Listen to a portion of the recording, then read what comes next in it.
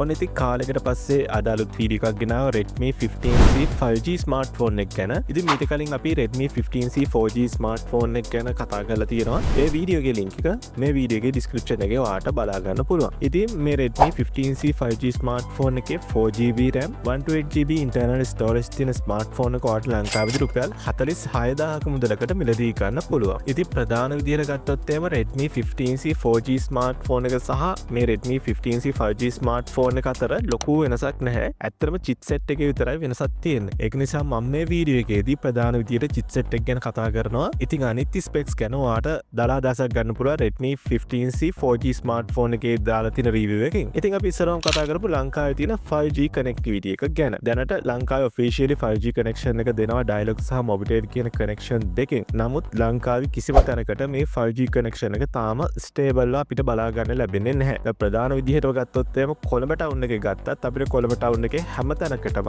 එක විදිහට අපිට 5G connection එක බලා ගන්න බෑ. ඉතින් ඔයා ස්මාර්ට්ෆෝන් එකක් මේ මොහොතේ මිලදී ගන්නවා නම් ඔයා පළවෙනි choice එක විදිහට 5G connectivity කියන එක තෝරගන්න එපා. ඔයාගේ requirements වලට ගැලපෙන විදිහට ස්මාර්ට්ෆෝන් එකක් තෝරගන්න. කොහොමත් ලංකාවේ තව ටික කාලයක් යනවා මේ 5G stable ව මේ කට්ටියට මේ connectivity එක දෙන්න. ඔයාලා බැලුවොත් මේ 5G packages වල price ගත්තත් ටිකක් වැඩි price එකක් තමයි තියෙන්නේ. ඉතින් ඒ සාපේක්ෂව තාම connection එක නැහැ ලංකාව පුරාටම. ඒක නිසා ඔයා ස්මාර්ට්ෆෝන් එකක් වෙනදී ගද්දී ඔයාගේ පළවෙනි තේරෙන විදියට 5G connection එක තෝරගන්න එපා. සාමාන්‍යයෙන් 5G ස්මාර්ට්ෆෝන් එක තියෙන chipset එක ටිකක් powerful. නමුත් ඊට වඩා powerful 4G chipset උත් තියෙනවා. ඉතින් අපි කතා කරොත් මේ ස්මාර්ට්ෆෝන් එකේ තියෙන build quality ගැන කතා කරොත් අපිට Redmi 15C 4G ස්මාර්ට්ෆෝන් එකේ build quality මයි අපිට බලා ගන්න ලැබෙන්නේ. විශේෂයක් තියෙනවා. Redmi 15C 4G ස්මාර්ට්ෆෝන් එකට වඩා මේ ස්මාර්ට්ෆෝන් එක ටිකක් මිලිමීටර් 0.2ක් ඝනකම්. ඒ වගේම බාරත් RAM 6ක් වැඩි. කියන්නේ RAM 211ක් විදිහට තමයි අපිට බලා ගන්න පුළුවන් වෙන්නේ. ඩිස්ප්ලේ එක ගැන කතා කරොත් අපිට අඟල් 6.9ක IPS LCD ඩිස්ප්ලේ එකක් තමයි බලා ගන්න පුළුවන් වෙන්නේ 120Hz refresh rate එකක් එක්ක. ඉතින් Redmi 15C 4G ස්මාර්ට්ෆෝන් එකෙත් අපිට බලා ගන්න පුළුවන් උනේ මේ ඩිස්ප්ලේ එකමයි.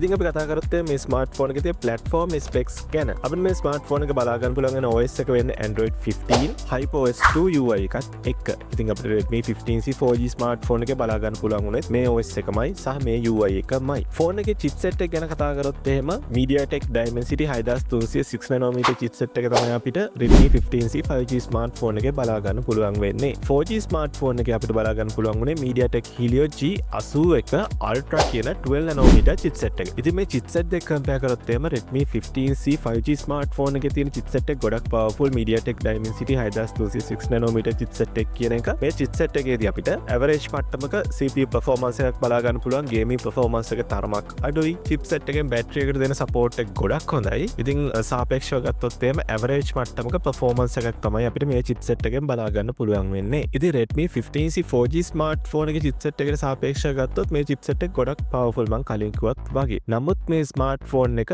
entry level ස්මාර්ට්ෆෝන් එකක්. ඒක විශේෂයෙන් මතක තියාගන්න. ඒ නිසා මේ chipset වලින් ලොකු වැඩ කරන්න බෑ. සාමාන්‍ය එදිනෙදා වැඩ කටයුතු කරගන්න මේ chipset එකේ තියෙන performance ප්‍රමාණවත්. ඒ කියනවා social media යනවා වගේ සාමාන්‍ය banking apps වගේ දේවල් කරගන්න, ඉස්කෝලේ වැඩ කරගන්න, සාමාන්‍යයෙන් ඔයාගේ messenger streaming apps වගේ පාවිච්චි කරන්න මේ ස්මාර්ට්ෆෝන් එකේ තියෙන performance ප්‍රමාණවත්. ඒ වගේම casual games play කරන්නත් මේ chipset එකේ තියෙන performance ප්‍රමාණවත්. සාමාන්‍යයෙන් ඔයාට PUBG, Free Fire වගේ games ඔයාට lower settings වලින් play කරන්න පුළුවන්. නමුත් කාලයක් එක්ක ඒ games වල පොඩි frames drop වෙනවා අපිට බලා ගන්න පුළුවන්. ඉතින් ඒ කෙසේ වෙතත් ඒ games උත් ඔයාට lower settings වලින් play කරගන්න පුළුවන්. ඉතින් අපි මේ ස්මාර්ට්ෆෝන් එකේ camera specs පැත්තට හැරුණොත් එහම අපිට 50MP main sensor එකක් තමයි rear cam එක විදිහට බලා ගන්න පුළුවන් වෙන්නේ. ඉතින් average මට්ටමක photo එකක්, average මට්ටමක video එකක් තමයි අපිට මේ කැමරාවෙන් කරගන්න පුළුවන් වෙන්නේ. ඉතින් ඔයාලට day to day video කරන්න, photos capture කරන්න මේ cam එක ප්‍රමාණවත්. ඔයාලට professional වැඩවලට මේ cam එක recommend කරන්න බෑ. ඒ වගේම front cam එක ගත්තොත් එහම 8MP front cam එකක් තියෙන්නේ. ඉතින් ඒ cam එකේ තියෙන quality එක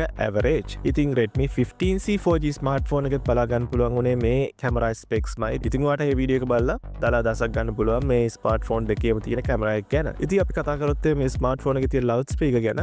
මේකත් Redmi 15C 4G ස්මාර්ට්ෆෝන් එකටම සමානයි. average මට්ටමක ස්පීකර් quality එකක් තමයි අපිට මේ ස්මාර්ට්ෆෝන් එකත් බලා ගන්න පුළුවන් වෙන්නේ Redmi 15C 4G ස්මාර්ට්ෆෝන් එකේ වගේ. ඉතින් බැටරි පැත්තට හැරුණොත් මේ ස්මාර්ට්ෆෝන් එකේ බලා ගන්න පුළුවන් වෙන්නේ mAh 6000ක බැටරි එකක් 33W fast charge පහසුකමත් එක්ක. ඉතින් ඒ වගේමයි Redmi 15C 4G ස්මාර්ට්ෆෝන් එකේ බලා ගන්න පුළුවන් උනේ මේ බැටරි ස්පෙක් මයි. ඉතින් හොඳ බැටරි එකක් මේ ස්මාර්ට්ෆෝන් දෙකේම අපිට බලා ගන්න පුළුවන්. මේ ගැන වැඩිදුර විස්තර ඔයාලට Redmi 15C 4G වීඩියෝ එකෙන් බලා ගන්න පුළුවන්. ඉතින් මෙච්චරයි මේ ස්මාර්ට්ෆෝන් එක ගැන කතා කරන්න තියෙන්නේ. ඉතින් කවුරු හරි આવොත් එම Redmi 15C 4G ස්මාර්ට්ෆෝන් එක මිලදී ගන්නද 5G ස්මාර්ට්ෆෝන් එක මිලදී ගන්නද කියලා ඇත්තටම choice එක වෙන්න ඕන Redmi 15C 5G ස්මාර්ට්ෆෝන් එක වෙන හේතුවක් නෙවෙයි.